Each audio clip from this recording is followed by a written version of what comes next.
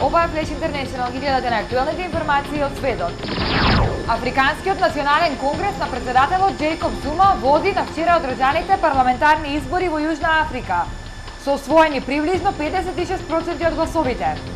Нивниот најголем соперник, Демократската алијанса, засега има 31%, што е речиси двојно повеќе во споредба со гласовите што ги доби пред 5 години. Инаку, ова се први избори во Јужна Африка по смртта на Нелсон Мандела.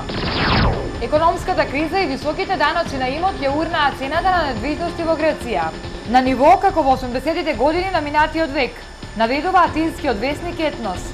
Собствениците ги продаваат своите куќи и станови стари по 30 или 40 години по цена од 100 до 300 евра за метар квадратен, наведува весникот.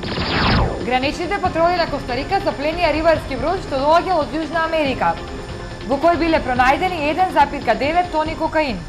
Вредноста на запленетата дрога се проценува на 35 милиони долари.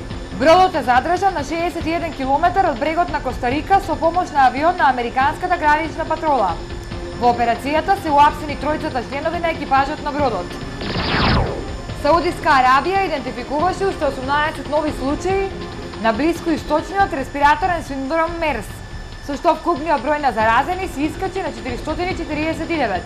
Денес 4 лица починаа од вирусот, со што бројот на жртви порасна на 121. Овој вирус кај луѓето предизвикува кашлица, грозница и воспаление на белите дробови. 36 годишната русинка Мила Аксакова стана херој откако по исполнување на пожар во зградата во која живеела, ги фрлила своите деца низ прозорец од 4-ти кат, кои биле пречекани во расширено платно од соседите. Таа ги спасила двете ќерки за кои постоела опасност да се загушат од густиот чад кој се ширал на нивниот кат. Ова беа најактуелните светски информации. Следуваат регионалните вести на телевизија Стар. Довидување.